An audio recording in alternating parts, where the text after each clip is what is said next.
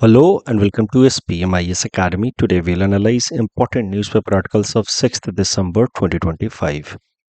Please note you can download the PDF version of today's newspaper analysis by clicking the link given in the comment section. This is the list of the topics that we'll be covering from today's newspaper. The first topic is about 23rd India-Russia Summit. Important from our syllabus GS Paper 2 International Relations point of view. India Russia के बीच में annual summit कराई जा रही है since 2000. In the year 2000 Vladimir Putin visited India और उसके बाद भारत और रसिया के बीच में साइन हुआ India Russia strategic partnership agreement. बाद में 2010 में इस स्ट्रैटेजिक पार्टनरशिप एग्रीमेंट को अपग्रेड किया गया into special and privileged strategic partnership. तो 2010 के बाद से आप कह सकते हैं कि Russia is India's special and privileged strategic partner.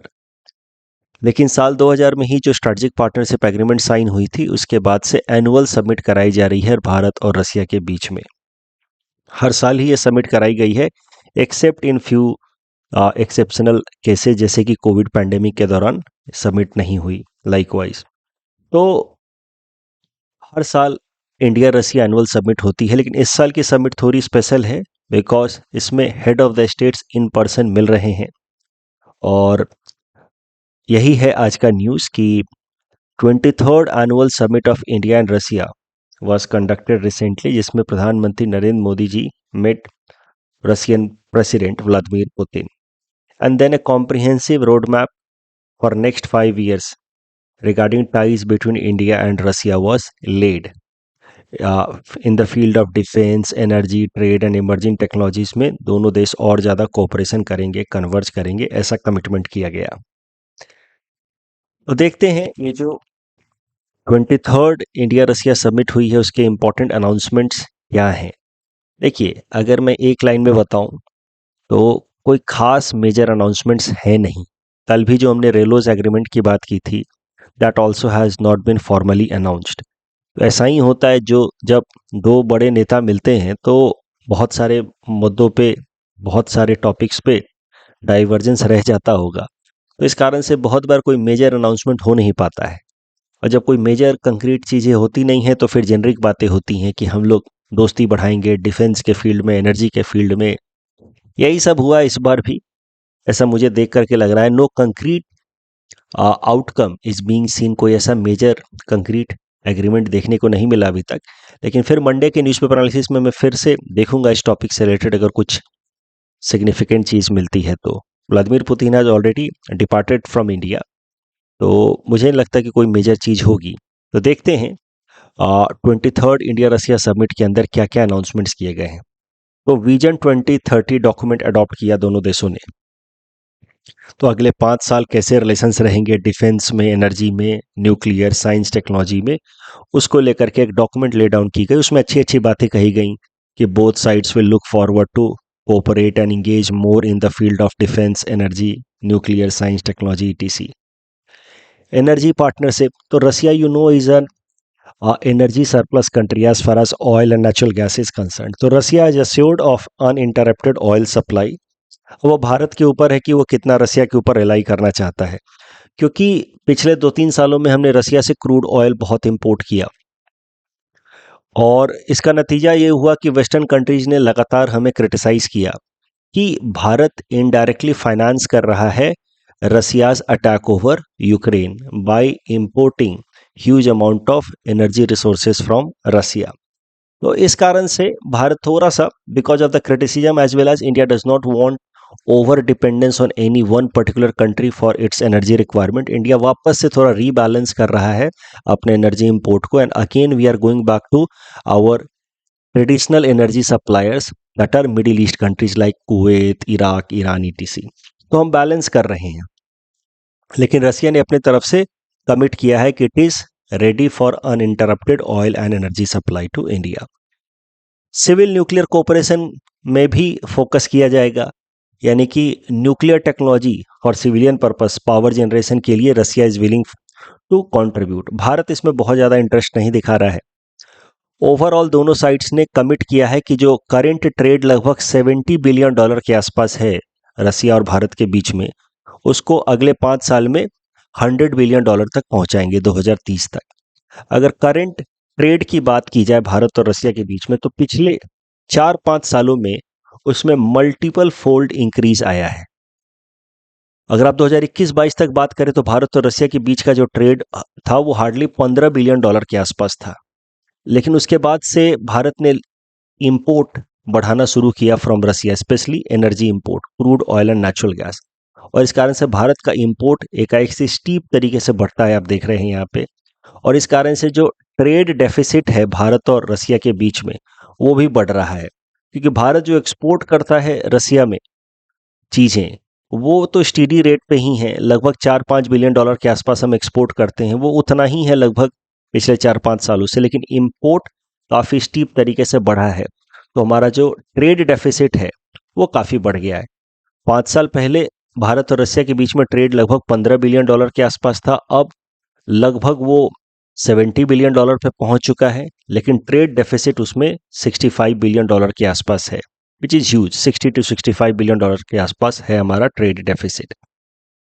$60 billion के आसपास एग्जैक्टली होगा, क्योंकि लगभग मान लीजिए $65 बिलियन का हम इंपोर्ट कर रहे हैं और लगभग $5 बिलियन का एक्सपोर्ट कर रहे हैं, तो ट्रेड गैप या trade deficit is somewhere close to $60 billion. Bharat और रसिया ने कमिट किया है कि दोनों देश एक दूसरे के साथ जो अपना ट्रेड है इन वॉल्यूम, इन वैल्यू, उसको बढ़ाएंगे अप टू $100 बिलियन बाय 2030। तो नेचुरल सी बात है कि इसमें फिर से ट्रेड डेफिसिट और बढ़ेगा ही, अनफेवरेबल होगा इंडिया के लिए उस पर्सपेक्टिव से देखा जाए तो। इस टॉपिक के बेसिस पे ये प्रीलिम्स प्रैक्टिस क्वेश्चन है। Please attempt this question and submit the answer in the comment section. Next topic is about health security and national security cess bill 2025, important from our syllabus GS paper 3 Indian economy point of view. Cess क्या होता है ये हमने कल के newspaper analysis में भी देखा था, आज फिर से एक बार रिवाइज करते हैं और फिर आगे करंट न्यूज़ पे आएंगे।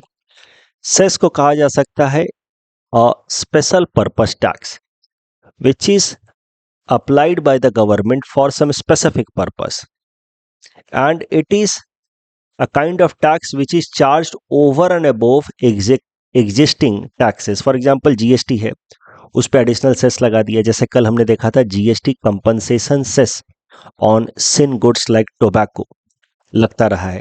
उससे क्या होता था, जो पैसा कलेक्ट होता था उसको स्पेशल पर्पस के लिए इस्तेमाल किया जाता था। क्या था वो special purpose? To compensate the states in case of revenue shortfall through indirect taxes. तो जो एग्जिस्टिंग टैक्सेस हैं, जीएसटी, इनकम टैक्स, उनके ऊपर ओवर एंड अबव कुछ सर्टेन परसेंट लगाया जाता है सेस। इसीलिए सेस को कहा जा सकता है कि it is tax on tax. For example, हमारे इनकम टैक्स के ऊपर 4% हमें देना होता है हेल्थ एंड एजुकेशन सेस। तो मान लीजिए कि किसी इंसान की इनकम टैक्स अमाउंट निकल करके आ रही है 10,000 रुपए, वो 1 लाख रुपए कमाता है और उसको 10,000 मान लीजिए इनकम टैक्स भरना है, तो 10,000 रुपए वो इनकम टैक्स तो भरेगा ही, प्लस 4% वो और, यानी कि 400 रुपए वो और देगा as health and education cess. तो उस इंसान को टोटल देना होगा 10,400 रुपए। ये जो 400 रुपए उसने हेल्थ एंड एजुकेशन सेस के लिए दिया, it will be used only for health and education purpose. तो ये मतलब होता है सेस का, special type of tax over and above existing tax system used for specific purpose. अब करंट न्यूज ये है कि भारत सरकार एक बिल लेकर के आ रही है जिसका नाम है health security and national security cess bill 2025। इस बिल को लोकसभा ने पास कर दिया है, राज्यसभा से भी पास हो ही जाएगा। इस बिल की मदद से जब ये कानून बन जाएगा तो इस कानून की मदद से पान मसाला के ऊपर स्पेशल सेस लगाया जाएगा, हेल्थ सिक्योरिटी के लिए, नेशनल सिक्योरिटी के लिए। यानी कि पान मसाला के ऊपर जो टैक्स कलेक्ट करती है सरकार जीएसटी के फॉर्म में, उसका कुछ और परसेंट सरकार सेस लगाएगी। उस सेस का नाम होगा health and national security cess, क्योंकि इस सेस के पैसे का इस्तेमाल किया जाएगा पब्लिक हेल्थ को इंप्रूव करने के लिए और नेशनल सिक्योरिटी को स्ट्रेंथन करने के लिए। तो अभी ये जो बिल रखा गया है लोकसभा में, इसके हिसाब से सिर्फ पान मसाला के ऊपर ये health and national security cess लग रहा है, पान मसाला के ऊपर। टोबैको प्रोडक्ट्स के ऊपर अभी health and national security cess नहीं लगेगा। कल हमने बात की थी टोबैको प्रोडक्ट्स को लेकर के। टोबैको प्रोडक्ट्स पे अभी तक लग रहा था जीएसटी कंपनसेशन सेस। अब वो खत्म हो रहा है, दिसंबर एंड के बाद से जीएसटी कंपनसेशन सेस खत्म हो जाएगा लगभग, क्योंकि भारत सरकार का जो डेट है जो उन्होंने कोरोना के टाइम में लिया था टू कंपनसेट द स्टेट्स, वो अब खत्म हो रहा है। तो टोबैको की बात की जाए तो उनका जीएसटी कंपनसेशन सेस टोबैको के ऊपर अब खत्म हो रहा है। तो उसको कंपनसेट करने के लिए या इंश्योर करने के लिए कि अब टोबैको के ओवरऑल मार्केट प्राइस कम ना हो, जीएसटी कंपनसेशन सेस अब हट रहा है, तो उसके जगह पे एक्साइज ड्यूटी को और बढ़ा रही है सरकार। ये हमने कल देखा था, राइट। टोबैको प्रोडक्ट्स पे जीएसटी कंपनसेशन सेस हट रहा है, तो उसके एक्साइज ड्यूटी को बढ़ा करके ओवरऑल प्राइस को ऊपर रखने की कोशिश कर रही है सरकार। वहीं पान मसाला के ऊपर भी अब जीएसटी कंपनसेशन सेस हट रहा है, क्योंकि जीएसटी कंपनसेशन की अब जरूरत नहीं है।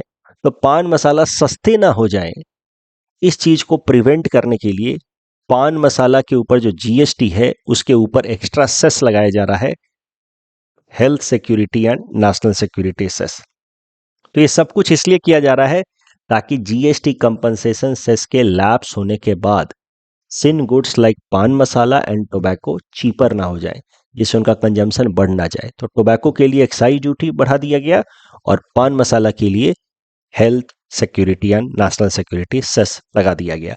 ये जो पूरा एरिया है ना, GST compensation cess and excise duty on tobacco and pan masala के ऊपर ये नया वाला सेस, ये सब इस साल के एग्जाम के लिए, आने वाले एग्जाम के लिए बहुत इंपॉर्टेंट है। इस टॉपिक के बेसिस पे एकदम बेसिक सा प्रीलिम्स प्रैक्टिस क्वेश्चन मैंने बना करके दिया है। Please attempt this question and submit the answer in the comment section. Next topic is about bimonthly monetary policy review by RBI. Important from our syllabus GS paper 3 Indian economy point of view. देखिए, कुछ basic concept जो हम class में भी देखते हैं उसको quickly revise करते हैं and then will come to the current news. हर 2 महीने पे आरबीआई अपने मॉनेटरी पॉलिसी का रिव्यू करती है और फिर मॉनेटरी पॉलिसी में वो ऑल्टरेशन करती है as per requirement of the economy. अगर इकोनॉमी में हाई ग्रोथ हाई इन्फ्लेशन चल रहा है तो कॉन्ट्रैक्शनरी पॉलिसी अडॉप्ट करेगी, अगर लो ग्रोथ लो इन्फ्लेशन चल रहा है तो एक्सपेंशनरी पॉलिसी अडॉप्ट करेगी। ये मोटे मोटे रूल्स हैं, ये तो हम लोग क्लास में देखते हैं, राइट।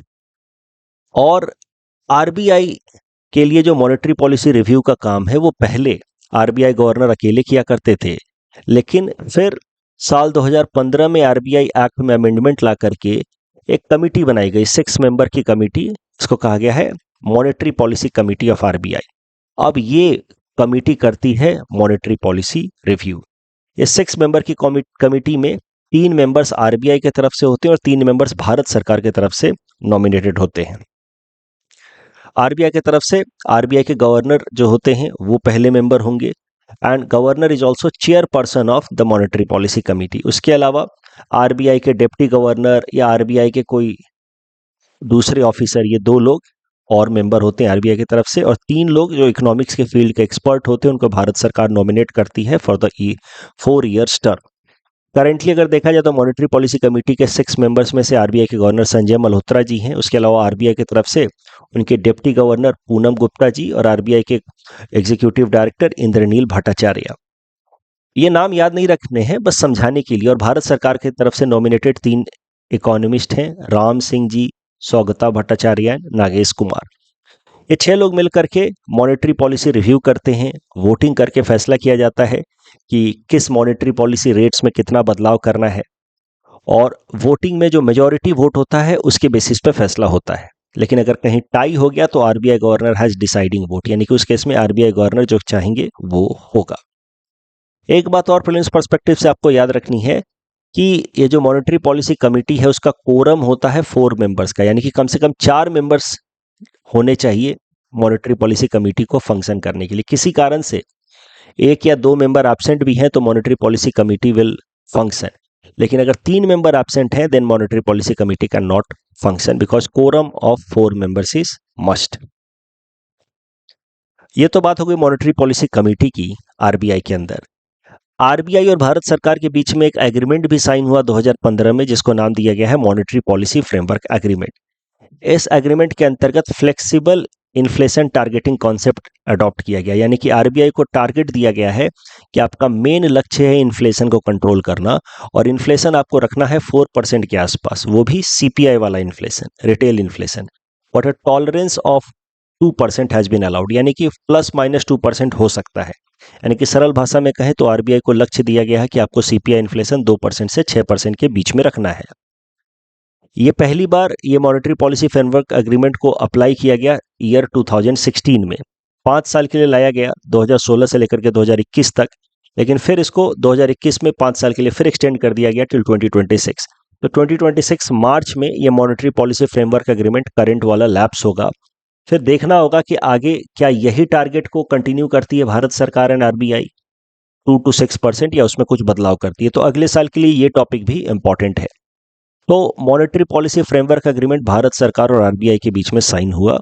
आरबीआई को इसके अंतर्गत लक्ष्य दिया गया है कि आपको सीपीआई इन्फ्लेशन 2% to 6% के बीच में रखना है, और अगर आरबीआई फेल होती है इन keeping inflation in this desired range for 3 consecutive quarter, यानी कि 9 महीनों तक लगातार अगर आरबीआई फेल होती है, तो इस केस में आरबीआई को एक्सप्लेन करना होगा the reason behind its failure. उसको एक रिटन रिपोर्ट सबमिट करना होगा टू द गवर्नमेंट कि why it failed in keeping inflation in the desired range and what remedial actions RBI is taking to bring back inflation in the desired range.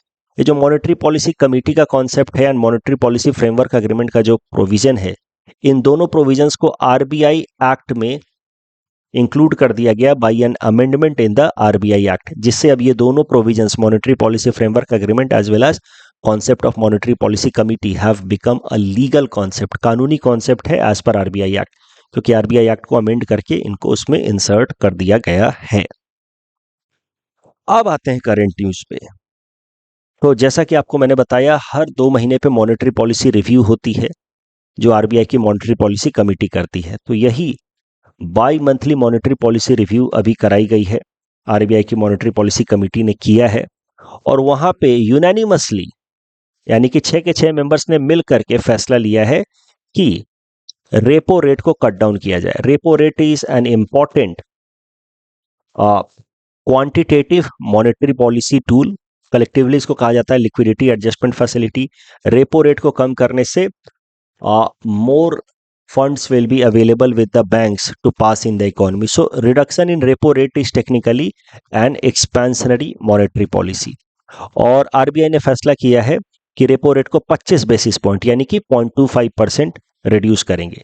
तो currently repo rate is 5.5%, उसको घटा करके 5.25% किया जाएगा। उसके अलावा जो दूसरा क्वांटिटेटिव एक मॉनेटरी पॉलिसी टूल है ओपन मार्केट ऑपरेशंस, वहां से आरबीआई ने फैसला किया है कि 1 लाख करोड़ का वो जीसेक खरीदेंगे। इससे क्या है कि ओपन मार्केट ऑपरेशंस के through RBI will be injecting liquidity of 1 lakh crore in the economy. तो पहला भी एक तरीके से एक्सपेंशनरी मॉनेटरी पॉलिसी, और जो दूसरा फैसला है वो भी एक्सपेंशनरी मॉनेटरी पॉलिसी है। इसमें सीधा सीधा 1 लाख करोड़ का जीसेक आरबीआई खरीदेगी जीसेक मार्केट से। 1 लाख करोड़ जो फंड है आरबीआई इन्फ्यूज करेगी इन द इकोनॉमी। तीसरा इंपॉर्टेंट फैसला आरबीआई ने लिया है वो है dollar rupee swap arrangement. $5 billion का डॉलर रुपी स्वैप अरेंजमेंट किया जाएगा फॉर नेक्स्ट 3 ईयर्स। ये भी एक तरीके का एक्सपेंशनरी मॉनेटरी पॉलिसी है। क्या होता है डॉलर रुपी स्वैप अरेंजमेंट, पहले वो समझते हैं और फिर देखेंगे कि how it is going to impact our economy. देखिए, डॉलर रुपी स्वैप अरेंजमेंट के अंतर्गत आरबीआई क्या करती है कि वो बैंक्स से डॉलर खरीदती है और उसके बदले में उनको रुपया देगी। साथ ही साथ एक और कमिटमेंट कर देती है वो बैंक्स के साथ कि आफ्टर फिक्स्ड टाइम 2 साल 3 साल बाद हम वापस से ये डॉलर आपको बेचेंगे और आपसे हम रुपया लेंगे। और जब 3 साल बाद आपसे हम वापस से रुपया लेंगे और डॉलर आपको बेचेंगे, तो उस टाइम में हम आपको जो करंट रेट है वो वाला एक्सचेंज रेट देंगे, प्लस थोड़ा सा प्रीमियम भी देंगे। ये क्या पूरा मामला है, स्टेप बाय स्टेप समझते हैं। तो न्यूज ये है कि $5 बिलियन का डॉलर रुपी स्वैप अरेंजमेंट किया जाएगा 3 साल के लिए। तो डॉलर रुपी स्वैप अरेंजमेंट में क्या होता है कि आरबीआई ने बैंक्स को कहा कि आप हमें अभी आरबीआई क्या करेगी, बैंक से $5 बिलियन खरीदेगी। तो RBI currently as per this new announcement will buy $5 billion from banks. तो $5 बिलियन जब खरीदेंगे तो उनको रुपए में जो उसका भाव होता है, $1 बराबर लगभग 90 रुपया चल रहा है, तो $5 बिलियन का रुपए में भाव कलेक्टिवली आएगा 45,000 करोड़ के आसपास। तो आरबीआई को लगभग 45,000 करोड़ रुपए बैंक्स को देने होंगे। अब 3 साल बाद, चूंकि ये जो रुपी डॉलर स्वैप अरेंजमेंट है ये 3 साल के लिए किया जा रहा है $5 बिलियन का, तो 3 साल बाद RBI will now sell back that $5 billion to the banks, और उसके बदले में बैंक से रुपया लेगी। रुपया तो वो लेगी ही 45,000 करोड़ जो प्रिंसिपल अमाउंट है, प्लस कुछ प्रीमियम भी चार्ज करेगी। तो ये 2 स्टेप्स मेनली होते हैं डॉलर रुपी स्वैप अरेंजमेंट में। पहले इस अभी क्या करा जा रहा है, पहले स्टेप को कहा जा रहा है इनिशियल लेग कहा जाता है। इसमें आरबीआई डॉलर खरीद रही है बैंक से और रुपया उनको दे रही है 45,000 करोड़ के आसपास। 3 साल बाद उनको वापस से डॉलर देगी और 45,000 करोड़ वापस लेगी, प्लस सम प्रीमियम भी आरबीआई लेगी। तो ये है डॉलर रुपी स्वैप अरेंजमेंट। इससे होगा क्या, सीधा सीधा अभी के लिए 45,000 करोड़ रुपए और मार्केट में लिक्विडिटी के तौर पे जाएंगे। बैंक्स को क्या करना है, डॉलर देना है आरबीआई को और आरबीआई से रुपया लेना है। तो now 45,000 more liquidity will be available with the bank. तो अगर आप सीधा सीधा देखें तो ये जो सेकंड एक्शन है ओपन मार्केट ऑपरेशंस के थ्रू 1 लाख करोड़ इन्फ्यूज कर रहा है, और जो तीसरा ऑप्शन है डॉलर रुपी स्वैप अरेंजमेंट के थ्रू $5 बिलियन के बदले में 45,000 करोड़ रुपए दे रहे हैं इकोनॉमी में। कलेक्टिवली ये जो सेकंड एंड थर्ड एक्शन है ओपन मार्केट ऑपरेशन का and dollar rupee swap arrangement, collectively ये 1,45,000 करोड़ रुपए लिक्विडिटी के तौर पे इन्फ्यूज करेगा इकोनॉमी में। प्लस रेपो रेट तो घटाया है ही, तो इससे आने वाले टाइम में इकोनॉमी में और बूस्ट देखने को मिल सकता है, ग्रोथ देखने को मिल सकता है। एक बात और यहीं समझ लीजिए, डॉलर रुपी स्वैप अरेंजमेंट में आरबीआई कभी उल्टा भी कर सकती है। अभी जो किया है वो तो आप समझ गए, अब थोड़ा ये समझिए कि उल्टा भी कर सकती है। इनिशियल लेग में वो डॉलर बेच सकती है बैंक्स को कि आप डॉलर लीजिए, और बैंक से रुपया ले सकती है, और फिर 2 साल या 3 साल बाद वो डॉलर बाईबैक कर सकती है और बदले में रुपया वापस करेगी अलोंग विद सम प्रीमियम। उल्टा भी हो सकता है। तो डॉलर रुपी स्वैप अरेंजमेंट हो सकता है अगर, तो रुपी डॉलर स्वैप अरेंजमेंट भी हो सकता है। लेकिन अभी आरबीआई ने फैसला किया है कि वो डॉलर खरीदेंगे और रुपया इन्फ्यूज करेंगे इकोनॉमी में in order to boost growth. अगर उनको इकोनॉमी से रुपया निकालना होता तो वो उल्टा भी कर सकते थे, डॉलर बेच सकते थे और रुपया बाईबैक कर सकते थे। तो ये बात हमेशा ध्यान रखिएगा, अगर मार्केट से डॉलर निकालना है तो भी उसके लिए डॉलर रुपी स्वैप अरेंजमेंट किया जा सकता है। लेकिन अभी मार्केट में रुपया डालने के लिए उन्होंने डॉलर खरीदा है और रुपया डाला है। So dollar rupee swap arrangement can work both ways. अगर डॉलर बेचा जा रहा है इनिशियल लेग में तो that would be technically contractionary monetary policy, क्योंकि रुपया आरबीआई एब्जॉर्व कर लेगी। अगर डॉलर खरीदा जा रहा है इनिशियल लेग में तो that will be technically expansionary monetary policy, क्योंकि उस केस में आरबीआई रुपया इन्फ्यूज करेगी इन द इकोनॉमी, जो करेंटली हो रहा है। आरबीआई ने एक और बात कही है इंडियन इकोनॉमी के लिए, आरबीआई की मॉनेटरी पॉलिसी कमेटी ने, कि Indian economy is currently in a very rare situation, जिसको कहा गया है rare yet a pleasant situation, जिसको नाम दिया आरबीआई ने गोल्डी लॉक फेज, कि Indian economy is in goldilocks scenario, it's rare yet good situation for the Indian economy. तो गोल्डी लॉक का कॉन्सेप्ट क्या होता है वो समझते हैं। देखिए, किसी भी सोलर सिस्टम में या जैसे किसी भी स्टार के अराउंड जो भी प्लैनेट्स रिवॉल्व करते हैं, तो होता क्या है कि स्टार के बहुत नजदीक अगर कोई प्लैनेट है तो वहां पे टेम्परेचर बहुत ज्यादा होता है, और बहुत दूर अगर कोई प्लैनेट है तो वहां टेम्परेचर बहुत कम होता है। दोनों ही सिचुएशन आइडियल नहीं होते हैं, for the planet to support life या for the planet to have water in liquid form. ना स्टार के बहुत नज़दीक आना, क्योंकि स्टार के नज़दीक आ जाओगे तो बहुत गर्मी बढ़ जाएगी, और बहुत दूर चलेगा तो बहुत सर्दी हो जाएगी। तो हर स्टार से उसके कुछ दूरी के पर एक सर्टेन जोन होता है जो ऑप्टिमम कंडीशन प्रोवाइड करता है for water to stay in liquid form, और उस जोन के अंदर अगर कोई प्लैनेट है तो वहां पे वाटर लिक्विड फॉर्म में हो सकता है, which is requirement for supporting life.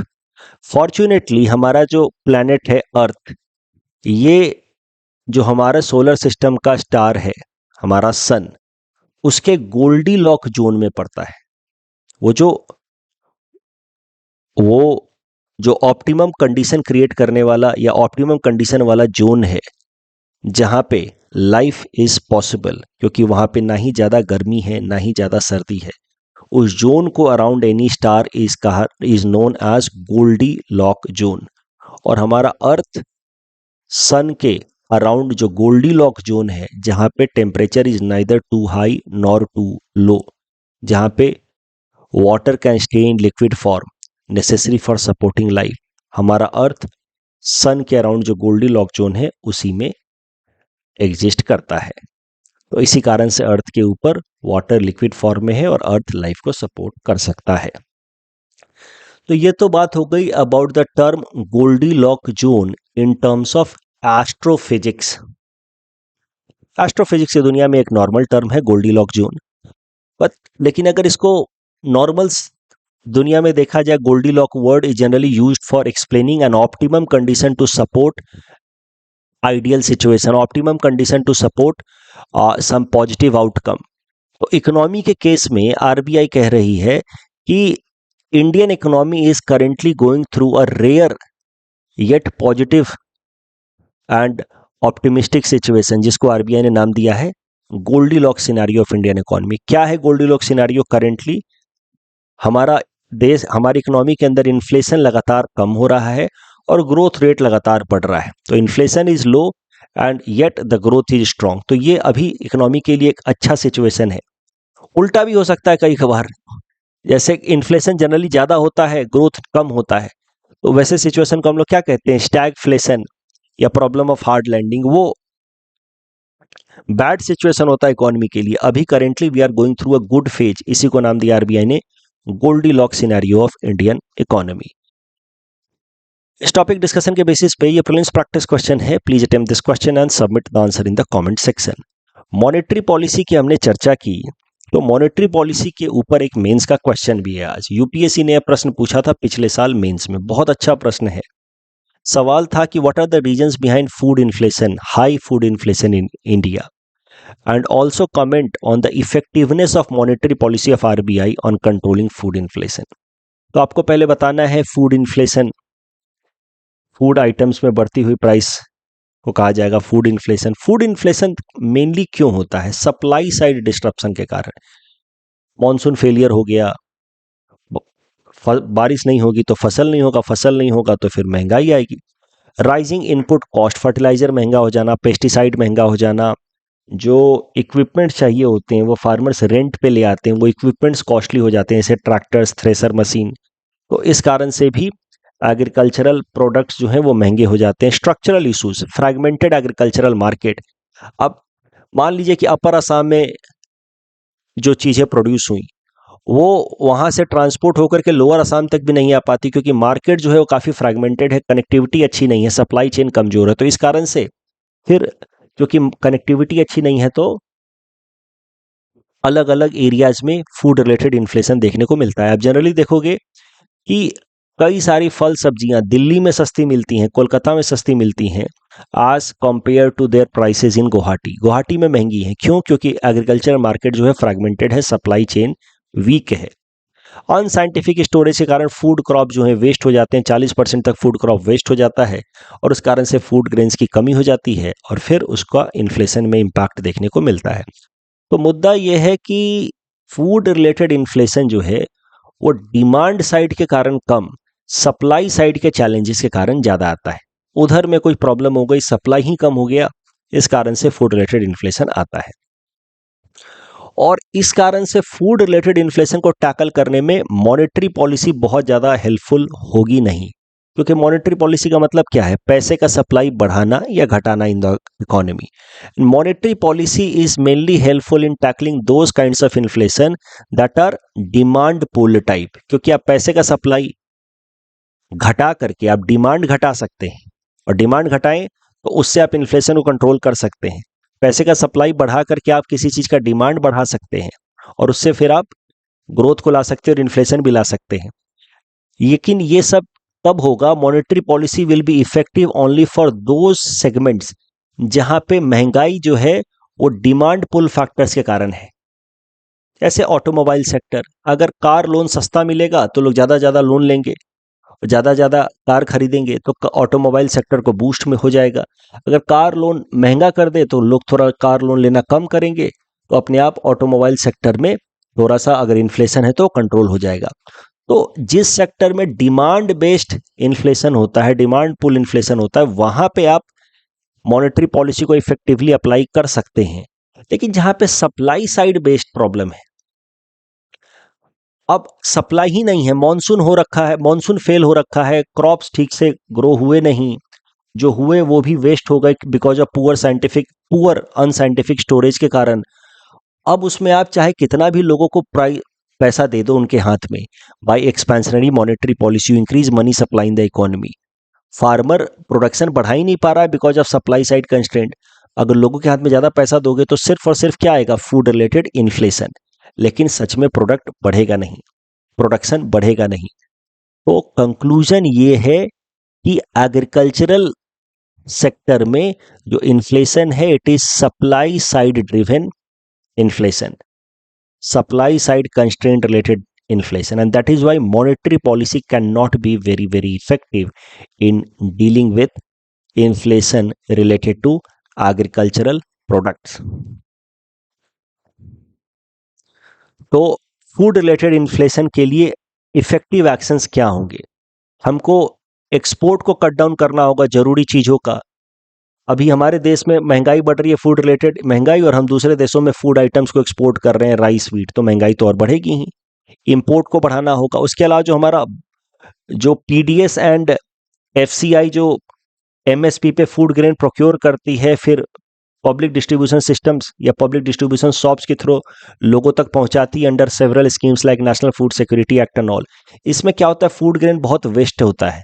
तो फार्मर से एमएसपी पे फूड ग्रेन खरीदा फूड कॉर्पोरेशन ऑफ इंडिया ने, अब उसको स्टॉक करके फिर स्टेट गवर्नमेंट्स तक पहुंचाया जाता है, फिर स्टेट गवर्नमेंट्स उस फूड ग्रेन को राशन की दुकानों के थ्रू गरीबों तक पहुंचाते हैं। लेकिन इस प्रोसेस में स्टोरेज जो है वो एफसीआई के पास अच्छा साइंटिफिक स्टोरेज फैसिलिटी नहीं होता है, तो फूड ग्रेन बहुत वेस्ट हो जाता है। ट्रांसपोर्टेशन के दौरान फूड ग्रेन वेस्ट हो जाता है। लगभग 30 to 40% food grain gets wasted because of poor storage and transportation system. तो उसको थोड़ा सा उसको बेहतर करने से क्या है, फूड ग्रेन का वेस्टेज कम होगा, तो फूड रिलेटेड इन्फ्लेशन को कंट्रोल किया जा सकेगा। इरिगेशन फैसिलिटी को बेहतर करने से मानसून के ऊपर डिपेंडेंसी हमारी कम होगी, तो उससे फूड का जो सप्लाई साइड का कंस्ट्रेंट है कुछ हद तक कम किया जा सकता है। तो ये सब आपको आंसर में लिखना है। The means that could be use to apply और the means that could be use to regulate या control food related inflation. Mere monetary policy is not going to be very effective in regulating food related inflation. Next topic is about Navratna status to Numaligarh Refinery Limited, important from our syllabus GS paper 3 Indian economy point of view. देखिए, भारत सरकार की जो भी कंपनियां हैं, central public sector enterprises, central government की जो भी कंपनियां हैं, उनको भारत सरकार 3 अलग अलग कैटेगरीज में बांटती है: Maharatna, Navratna and mini ratna. Maharatna highest category है, उसके बाद नवरत्न और फिर आता है मिनी रत्न। मिनी रत्न के अंदर भी 2 सब कैटेगरी हैं, कैटेगरी 1 एंड कैटेगरी 2। जिस कंपनी को जितना हाईयर कैटेगराइजेशन दिया जाता है उसको समझ जाइए कि उतना फाइनेंशियल फ्रीडम है अपने से रिलेटेड डिसीजन लेने के, कि 500 करोड़ का या 1000 करोड़ का प्रोजेक्ट लगाना है। महारत्न कंपनियों को वो परमिशन है कि अपने लेवल पे वो कुछ लेवल अमाउंट तक का इन्वेस्टमेंट कर सकते हैं बिना भारत सरकार का परमिशन लिए हुए। तो ये फायदा होता है, जितना आप हायर कैटेगरी में होंगे एज ए कंपनी, उस कंपनी को ऑटोनॉमी मिलती है to take decisions with respect to its own investment and financial planning. ये जो कैटेगराइजेशन है भारत सरकार की कंपनियों का, वो किया जाता है on the basis of their profitability and success, और ये करने वाली एंटिटी है department of public enterprises which comes under ministry of finance. सबसे ऊपर जैसा कि मैंने आपको कहा महारत्न है। महारत्न स्टेटस पाने के लिए किसी भी सेंट्रल पब्लिक सेक्टर इंटरप्राइजेज को कुछ कंडीशंस पूरे करने होंगे। कम से कम 3 साल तक उसको नवरत्न कंपनी होना होगा, प्लस उसका नेट एवरेज प्रॉफिट पिछले 3 साल का 2,500 करोड़ होना चाहिए। पिछले 3 साल में नेट एवरेज प्रॉफिट, प्रॉफिटेबल तो होना ही होगा, 3 साल तक नवरत्न भी होना होगा, और कम से कम 2,500 करोड़ का आपको एवरेज प्रॉफिट निकाल के देना होगा 3 साल में, पिछले 3 साल में। नवरत्न बने रहने के लिए, नवरत्न बनने के लिए कंडीशन ये है कि मिनी रत्न आप हो पिछले 3 साल से, तो company must be mini ratna for last 3 years. Mini ratna में भी कैटेगरी 1 वाला मिनी रत्न होंगे लास्ट 3 ईयर्स के लिए, तो नवरत्न बनाया जा सकता है। जब मिनी रत्न कैटेगरी भी 2 टाइप की है, category 1 and category 2। Category 1 mini ratna वो कंपनियां हैं जिनका 30 करोड़ का प्रॉफिट है on an average for at least 1 to 3 years. पिछले 1 से 3 साल में मिनिमम 30 करोड़ का प्रॉफिट आपने बनाया है, तो आप ऑन एन एवरेज तो आप मिनी रत्न कैटेगरी 1 में हो सकते हैं। मिनी रत्न कैटेगरी 2 का कोई ऐसा मॉनेटरी थ्रेशोल्ड नहीं है कि इतना प्रॉफिट बनाएंगे तभी आपको मिनी रत्न कैटेगरी 2 में रखा जाएगा। उसमें बस इतना कंडीशन है कि अगर आप प्रॉफिटेबल हैं पिछले 3 साल से, पिछले 3 साल से थोड़ा बहुत भी अगर आप प्रॉफिट कर रहे हैं एज ए कंपनी, तो आपको मिनी रत्न कैटेगरी 2 में रखा जाएगा। तो थोड़ा बहुत भी अगर प्रॉफिटेबल है पिछले 3 साल से, तो मिनी रत्न कैटेगरी 2 में। अगर 30 करोड़ का प्रॉफिट कर रही है तो मिनी रत्न कैटेगरी 1। उसके बाद मिनी रत्न कैटेगरी 1 अगर 3 साल तक है तो नवरत्न की कैटेगरी, और नवरत्न कम से कम 3 साल से है तो उसको महारत्न की कैटेगरी में रखा जा सकता है उस पब्लिक सेक्टर इंटरप्राइजेस को। और जितना ऊपर कैटेगराइजेशन होगा उतना ज़्यादा फाइनेंशियल फ्रीडम होगा। जैसे महारत्न की बात की जाए तो अप टू 5,000 करोड़ या 15% ऑफ देयर नेटवर्थ का वो इन्वेस्टमेंट कर सकते हैं बिना भारत सरकार के परमिशन के। नवरत्न के लिए 1,000 करोड़ तक का इन्वेस्टमेंट या 15% of their net worth, which ever is lower, उतना वो इन्वेस्टमेंट कर सकते हैं बिना भारत सरकार के परमिशन के। अब करंट न्यूज ये है कि भारत सरकार ने नुमालीगढ़ रिफाइनरी लिमिटेड, जो गोलाघाट बेस्ड एक सेंट्रल पीएसयू है, उसको अपग्रेड किया है टू नवरत्न स्टेटस। तो इसके साथ ही Numaligarh refinery limited has become 27th central public sector enterprises to have Navratna status. Navratna status मिलते ही मैंने आपको बताया सबसे पहला फायदा क्या होगा, अब नुमालीगढ़ रिफाइनरी लिमिटेड को ज़्यादा फाइनेंशियल एंड ऑपरेशनल ऑटोनॉमी मिल जाएगी। हर बार सरकार से परमिशन लेने की जरूरत नहीं है। अप टू 1,000 करोड़ या 15% ऑफ नेटवर्थ वो इन्वेस्ट कर सकते हैं without taking pre approval from the central government. दूसरा, ऑफ कोर्स, अब नुमालीगढ़ रिफाइनरी लिमिटेड जब बूस्ट होगा, उसको और ज़्यादा फंड अवेलेबिलिटी होगी, वो अपने इंफ्रास्ट्रक्चर को एक्सपैंड करेगा, तो आसाम एंड पूरे नॉर्थ ईस्ट के एनर्जी इंफ्रास्ट्रक्चर को सपोर्ट मिलेगा। टॉपिक के बेसिस पे ये प्रीलिम्स प्रैक्टिस क्वेश्चन है। Please attend this question and submit the answer in the comment section. Next topic is about domestic systematically important bank list of 2025। देखिए, होता क्या है कि हर साल आरबीआई भारत के अंदर जो इंपॉर्टेंट बैंक्स हैं उनकी एक लिस्ट जारी करती है। उनको कहा जाता है डोमेस्टिक सिस्टमेटिकली इंपॉर्टेंट बैंक्स। साल 2025 के लिए डोमेस्टिक सिस्टमेटिकली इंपॉर्टेंट बैंक्स हैं SBI, HDFC and ICICI bank. ये पिछले 3-4 सालों से यही 3 बैंक जो हैं लगातार डोमेस्टिक सिस्टमेटिकली इंपॉर्टेंट बैंक्स के कैटेगरी में आ रहे हैं। तो 3-4 सालों से यही है। डोमेस्टिक सिस्टमेटिकली इंपॉर्टेंट बैंक का मतलब ये है कि these banks are very very important for Indian economy, क्योंकि उनका मार्केट साइज इतना ज़्यादा है। तो इस कारण से इनके ऊपर कुछ एक्स्ट्रा रेगुलेशन लगाती है आरबीआई, ताकि ये किसी भी कारण से फेल ना हो। So since they are DSIBs, domestically systematically important bank, they are subjected to some additional regulatory requirements. ये जो डोमेस्टिकली सिस्टमेटिक इंपॉर्टेंट बैंक का कॉन्सेप्ट है, आरबीआई ने साल 2015 में शुरू किया था। पहले सिर्फ SBI was categorized as domestically systematic important bank, फिर बाद में आईसीआईसीआई और एचडीएफसी भी इसका हिस्सा हो गए, और अब पिछले कई सालों से ये 3 कहे जाते हैं domestically systematic important banks. Topic के बेसिस पे प्रीलिम्स प्रैक्टिस क्वेश्चन है। Please attempt this question and submit the answer in the comment section. RELOS agreement से रिलेटेड पहला और तीसरा स्टेटमेंट ही सही है, दूसरा गलत है। It is not a trade agreement, और ये क्वाड के साथ नहीं है, रसिया के साथ है। जीएसटी एंड एक्साइज ड्यूटी को लेकर के जो प्रश्न था, alcohol liquor for human consumption is subject to GST, answer is no, it is not subjected to GST. पे petroleum products like petrol and diesel are outside the purview of GST but are subject to excise duty, that is correct. Panch Jyoti से related दूसरा statement गलत है। पहला तो सीधा सीधा सही, it is for financial inclusion, लेकिन RBI plans to merge banks with agricultural land, ऐसी कोई बात नहीं की गई है पंच ज्योति में। और ऑपरेशन ट्राइडेंट के कारण नेवी डे मनाया जाता है 4 दिसंबर को, that is why correct answer is option C. That's all from our side for today, thanks for watching.